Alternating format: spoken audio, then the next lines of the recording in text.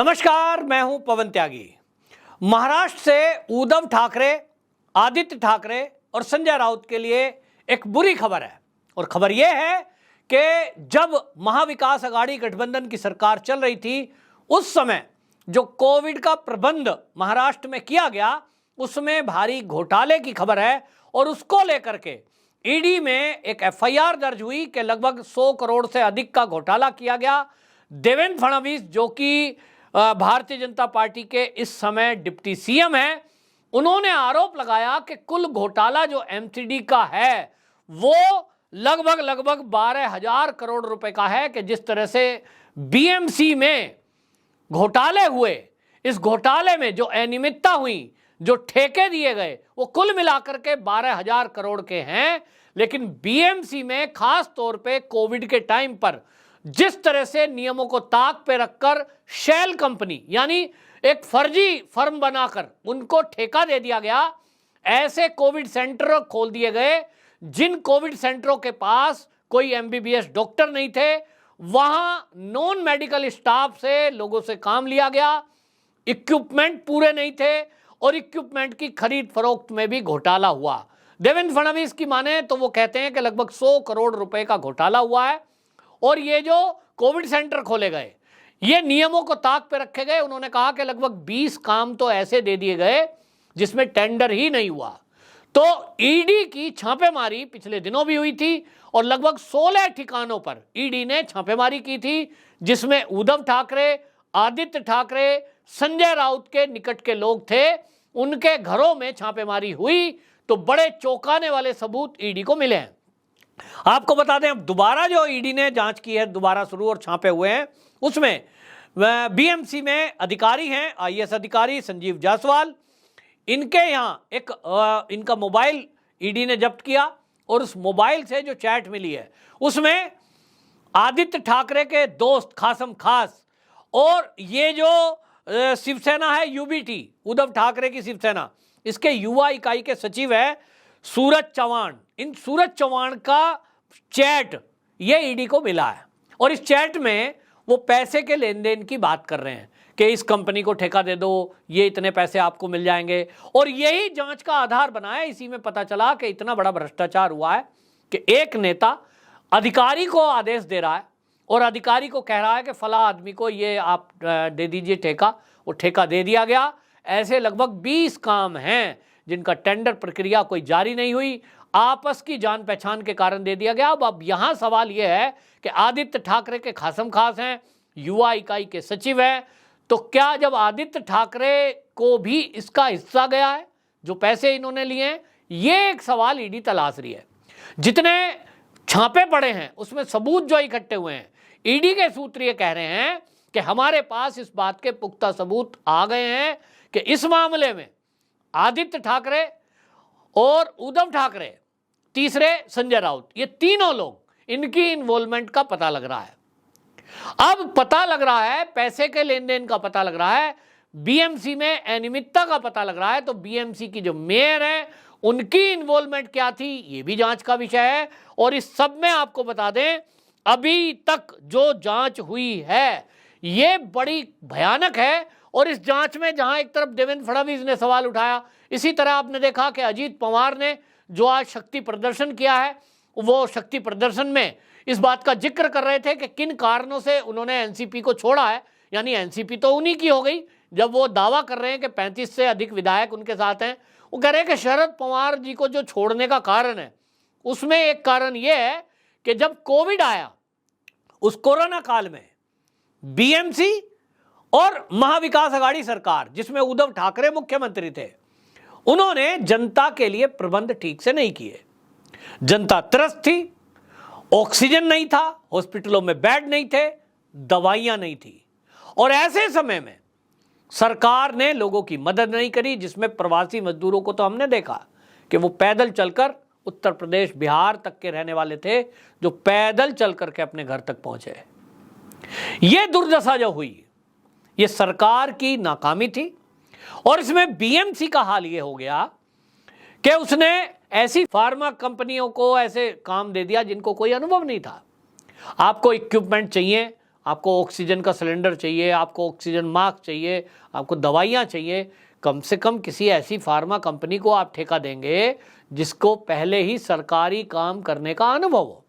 लेकिन आपने ऐसी कंपनियों को ठेका क्यों दिया जिनके पास कोई अनुभव ही नहीं था? इसका मतलब एक बड़ा घोटाला है। देवेंद्र फडणवीस ने इसी सवाल को उठाया था, और जब ये सवाल उठा है और ईडी ने एक्शन लिया है, छापेमारी हुई है, और सूत्र ये कह रहे हैं कि बड़े सबूत मिल गए हैं। व्हाट्सएप की चैट रिट्रीव की गई है, फोन कॉल को रिट्रीव किया गया है, और ईडी के पास अब इतनी जानकारी मिल गई है कि यह कहा जा रहा है कि अब इस मामले में उद्धव ठाकरे, आदित्य ठाकरे और संजय राउत को भी ईडी पूछताछ के लिए बुलाएगी। यहां आपने पहले देखा है कि संजय राउत तो पहले ही जमानत पर हैं। वो जो पत्राचाल घोटाला था उसमें जिस तरह से जमीन दे दी गई थी ठेकेदारों को, उसमें बिल्डरों को जमीन दे दी गई गरीबों की, उस बात पर मौन रहना, भ्रष्टाचार में संजय राउत के मित्र प्रवीण राउत वो साथ में सहयोगी थे, उनके साथ मिलकर के जिस तरह से 50 लाख 55 लाख रुपए का लेन देन हुआ, उस मामले में पहले ही वो जमानत पर चल रहे हैं। लेकिन अब उनकी गिरफ्तारी भी किसी दिन हो सकती है, जब वो कोर्ट में सुनवाई होगी, आगे की कार्रवाई चलेगी, वो बात दूर की है। लेकिन फिलहाल कोविड सेंटर घोटाले में इनसे पूछताछ हो सकती है, ऐसा ईडी के सूत्रों का कहना है। तो अब आप समझ लीजिए, एक तरफ तो सरकार चली गई, दूसरी तरफ एनसीपी चली गई, अब उद्धव ठाकरे बचे हैं और उनके पास गिने चुने कुछ लोग बचे हैं। अब उनके ऊपर है कि वो इसी तरह से विरोध में, विपक्ष में बने रहेंगे, या फिर उनके मन में भी कोई हृदय परिवर्तन आता है तो वो परिवर्तन करके भारतीय जनता पार्टी के साथ आते हैं। जैसा मैं देख रहा हूं कि 2024 के लोकसभा चुनाव को देखते हुए भारतीय जनता पार्टी पुराने जितने भी सहयोगी एनडीए के हैं उन सबकी गलतियों को भी क्षमा कर रही हैं। चाहे आपने देखा कि किस तरह से पंजाब में अकाली दल वो एनडीए से अलग हुआ था, नीतीश कुमार जेडीयू में थे वो छोड़कर चले गए, उनसे भी बातचीत चल रही है। तो ऐसा भी मुझे लगता है कि उद्धव ठाकरे के भी मन में यदि ये पश्चाताप आता है कि उन्होंने भारतीय जनता पार्टी के साथ धोखा किया था, किसने उनको बहकाया, क्या हुआ, ये अलग बात है। लेकिन मेरा यह विश्वास है कि उद्धव ठाकरे यदि आज भी मोदी जी से संपर्क करें, मोदी जी से बात करें, तो शायद उनकी घर वापसी हो सकती है। वरना उद्धव ठाकरे जी का कोई आधार इस समय बचा नहीं है। महाराष्ट्र में 2-4 विधायक लेकर के घूमते रहो, बीएमसी तो हाथ से जाएगी ही जाएगी, क्योंकि बीएमसी के चलते इतने भ्रष्टाचार हुए हैं। उन भ्रष्टाचारों में जो भी लोग पकड़े जाएंगे, ये भी पता लगेगा कि उसका हिस्सा कहां कहां गया, तो वो भी लोग पकड़े जाएंगे जिनको पैसा मिला। तो भारतीय जनता पार्टी के जो महाराष्ट्र के नेता हैं उनका कहना तो यह है कि ऐसा कोई भ्रष्टाचार बीएमसी कर ही नहीं सकती जिसकी जानकारी उद्धव ठाकरे को ना हो, आदित्य ठाकरे को ना हो और संजय राउत को ना हो। यानी इन लोगों की इन्वॉल्वमेंट डायरेक्ट इनडायरेक्ट है।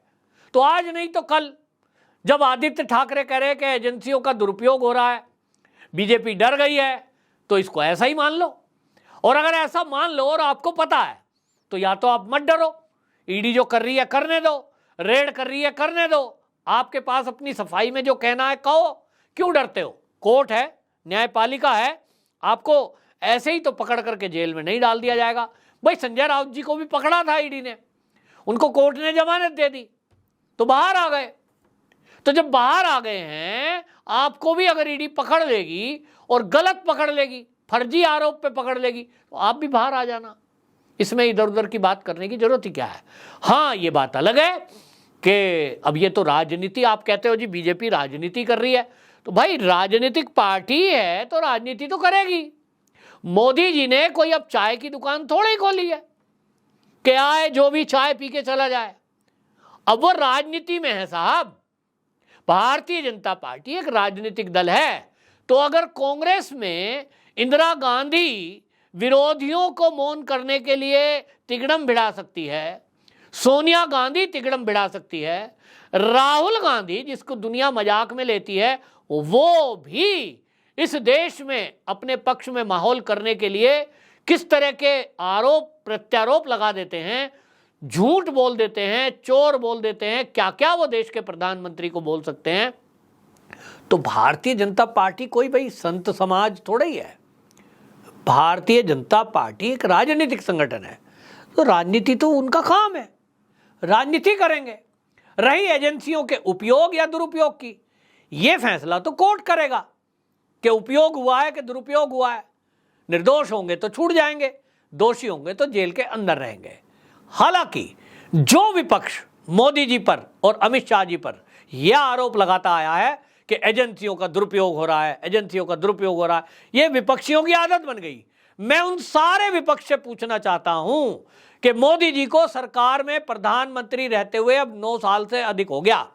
मुझे यह बताओ कि मोदी जी और अमित शाह अगर एजेंसियों का दुरुपयोग कर रहे थे, कर रहे हैं, तो जितने विपक्षी पार्टी के नेता हैं मुझे जरा बताएं कितने लोग अभी तक जेल के अंदर बंद हैं? कितने बंद हैं? इस देश में विपक्षी पार्टी तो 14-15 है, लेकिन जेल में बंद कौन है? गिनती के लोग हैं। आम आदमी पार्टी के 2 लोग जेल में गए, मात्र 2। छोटी सी पार्टी है, इससे बीजेपी को खतरा नहीं है। मेन तो कांग्रेस है। कांग्रेस के राहुल गांधी, सोनिया गांधी नेशनल हेराल्ड मामले में पक्के सबूत हैं, उसके बावजूद भी पूछताछ हुई, अभी छूट गए। तो भैया अगर दुरुपयोग हो रहा होता तो ये जो विपक्षी पार्टियां जितनी भी बकवास करती हैं, जो मोदी जी को दिन रात गाली देती हैं, जो उन पर प्रहार करती हैं, ये तो जेल में होने चाहिए थे। अगर मोदी जी की जगह इस समय इंदिरा गांधी होती तो क्या आप सोचते हैं कि इंदिरा गांधी को कोई ये कह सकता है कि इंदिरा गांधी चोर है, इंदिरा गांधी मौत की सौदागर है, इंदिरा गांधी ने ये कर दिया? और ऐसा बोल सकता है? इंदिरा गांधी कायर है, ऐसे बोलती है ये जो श्रीनेत्र है, कांग्रेस की प्रवक्ता। इंदिरा गांधी को बोला जा सकता था ऐसा? कोई कल्पना भी नहीं कर सकता, समझे? तो मोदी जी हैं, लोकतांत्रिक आदमी हैं, सभी विपक्षी पार्टियों को खुली छुट्टी दे रखी है, एजेंसियों को भी अपना काम अपने तरीके से करने की आजादी है। इसीलिए विपक्षी पार्टी के नेता जेल में नहीं है।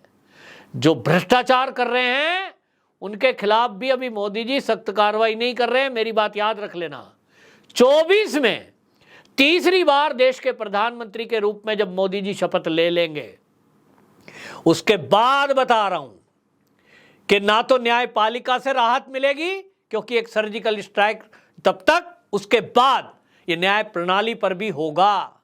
ये जो आज मिलॉर्ड है ना, तो सुनते ही नहीं है, ये तब अच्छे से सुनेंगे। और जितनी एजेंसियों में ये लेन देन चल रहा है, इन पर भी एक सर्जिकल स्ट्राइक होगा। मेरी बात याद रखना, ये नेता सब जेल की सलाखों के पीछे दिखाई देंगे, जितने भी भ्रष्ट हैं। 24 तक जो जैसा करना है कर लो, उसके बाद किसी की मोदी जी नहीं सुनने वाले, अमित शाह जी किसी को बख्शने वाले नहीं है। ये केवल तब तक राहत है, ये बात तो तय है, आएंगे तो मोदी जी। आपकी क्या राय है? कमेंट बॉक्स में जरूर बताएं। वंदे मातरम।